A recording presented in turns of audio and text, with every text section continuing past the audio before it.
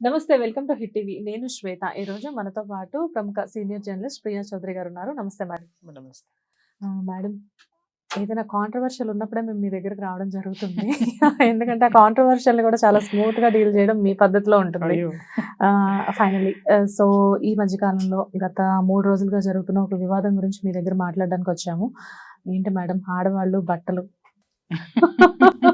Because మిమ్మల్ని చూసినప్పుడు ఒక నిండుగా మీరు ఎప్పుడు మాకు కనబడుతూ ఉంటారు. ఇన్ని సంవత్సరాల నుంచి ఈ ఫీల్డ్‌లో ఉన్నప్పటికీ కూడా చాలా మంది మీ కట్టుబొట్టుకి ఫ్యాన్స్, ఇంక్లూడింగ్ మీ. సో, మీరు చెప్పాలి అసలు ఈ టాపిక్ గురించి. ఇక్కడ ఒక విషయం ఏంటంటే, మనిషి స్వేచ్ఛ గురించి వచ్చినటువంటి ఆలోచనమ్మ ఇది. ఓకే. ఇప్పుడున్నటువంటి యువతరానికి స్వేచ్ఛ అంటే ఏంటో తెలియదు. అలాగే వాక్ స్వాతంత్రం అంటే అర్థం ఏంటో రాజ్యాంగంలో ఏముందో తెలియదు. అంటే వీళ్ళు లిటరేచర్స్, అర్థమైందా? వీళ్ళు లిటరసీలు తప్పితే ఎడ్యుకేటెడ్ కాదు. సో దాంతో వచ్చినటువంటి తిప్పలు అనమాట ఇవన్నీ. ఎవరో ఒకళ్ళు ఏదో ఒక పదం మాట్లాడతారు, ఇక దాన్ని పట్టుకుని అదే కరెక్ట్, అంటే నాకేది యాప్ట్ అవుతుందో, నాకేది వర్తిస్తుందో దాన్ని తీసుకొని మాట్లాడడం, అంటే కానీ దాని లోతుల్లోకి వెళ్ళడం కానీ, వినేవాళ్ళు కూడా ఇది కాదు అని చెప్పేవాళ్ళు ఎవరు లేరు, ఇది తప్పు అని చెప్పేవాళ్ళు ఎవరు లేరు. ఇంకొకటి, తప్పు అని మాట్లాడే వాళ్ళు ఉన్నా కూడా వినేటటువంటి వాళ్ళు లేరు.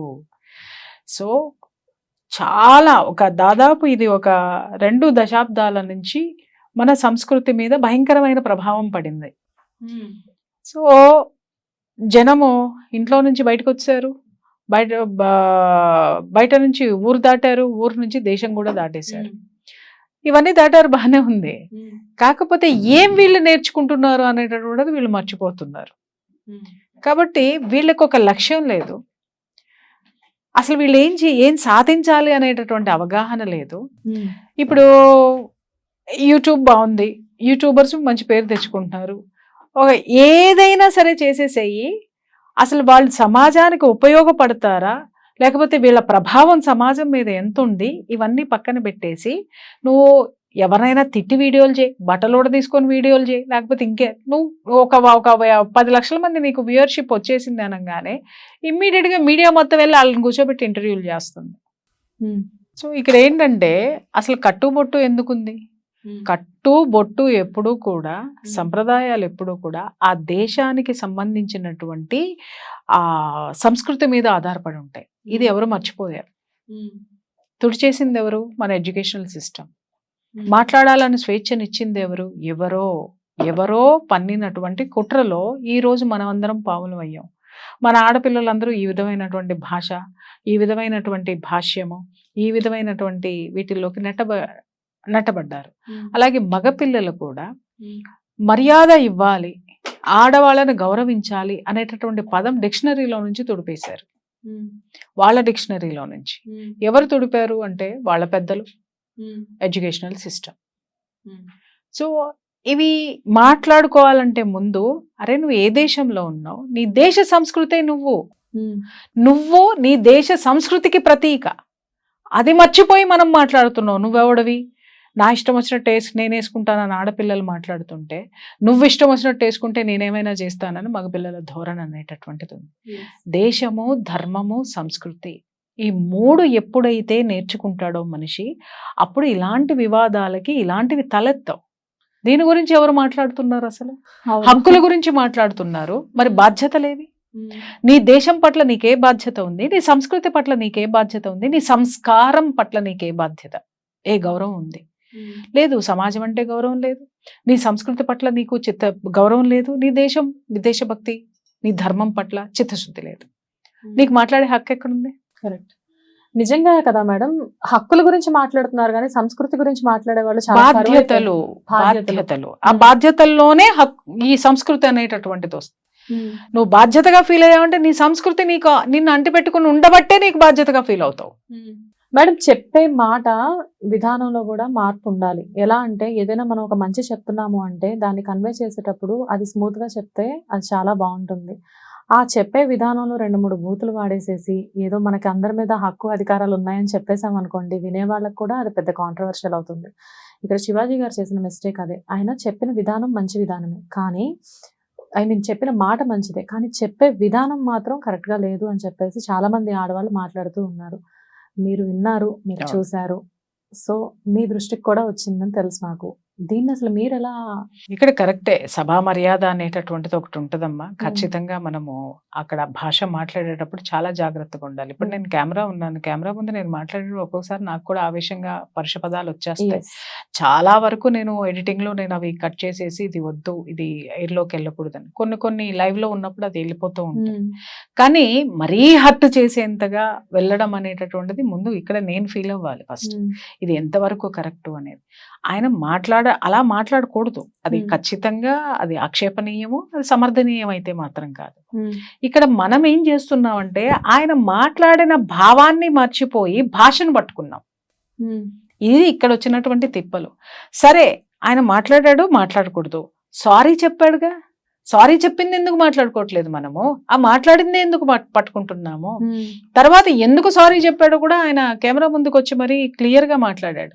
ఎవడే నేను బాత్రూమ్ లోకి వెళ్ళి సారీ చెప్పాను, వీడియో చేసి పెట్టాను నేను అని అన్నాడు. అంటే ఏంటి, తనలో కూడా ఒక అభద్రతా భావం అనేటటువంటిది, ఒక గిల్ట్ అనేటటువంటిది కూడా తనలో క్రియేట్ అయింది. అరే నేను ఇది మాట్లాడకూడదు కదా, నేను అనవసరంగా ఆడపిల్లలు తూనేశాను కదా అని చెప్పేసి అని అతన్ని ఎవరు చెప్పమని ఫోర్స్ చేయాల, తనంతటికి తనే అంతర్మథనం చేసుకుని బయటకు వచ్చి ఆ సారీ చెప్పడంలో కూడా ఆ సారీ చెప్పా తీసుకోండి అన్నట్టు చెప్పాల, లోపల నుంచి వచ్చింది. ఏమండి నేను మాట్లాడాను, అతను మాట్లాడేటటువంటి ఆ భాష ఏదైతే ఉందో అప్పుడు ఎంత వెటకారంగా వ్యంగ్యంగా ఆయన మాట్లాడాడో ఇక్కడ మాట్లాడేటప్పుడు కూడా అంతే అంతర్మథనంగా దాంట్లో నుంచి పశ్చాత్తాపంలో నుంచి వచ్చినటువంటిది మనం ఎందుకు పట్టించుకోము?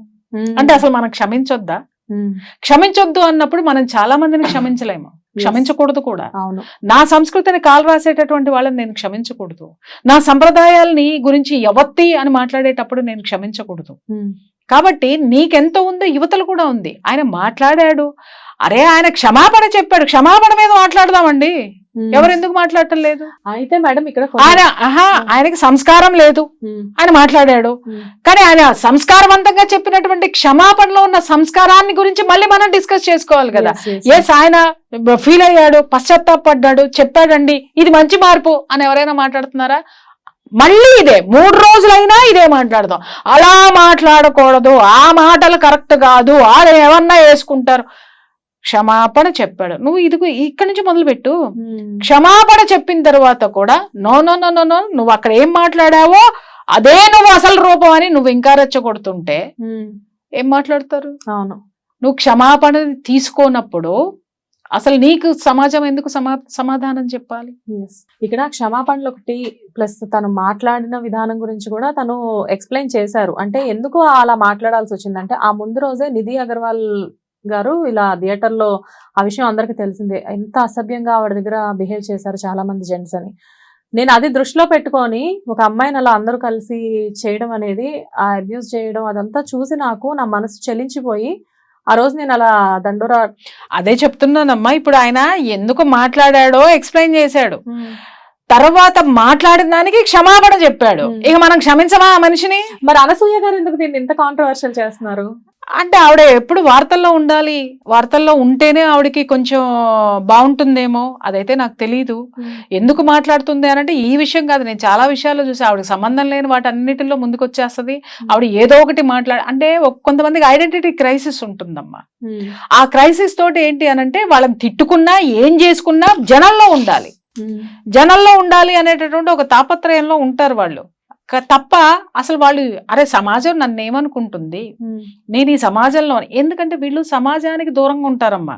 ఎందుకనంటే సమాజంతో వీళ్ళ సమాజం వేరే ఉంటుంది, కానీ నువ్వు చేసేటటువంటిది ఈ సమాజం మీద ప్రభావం చూపిస్తుంది.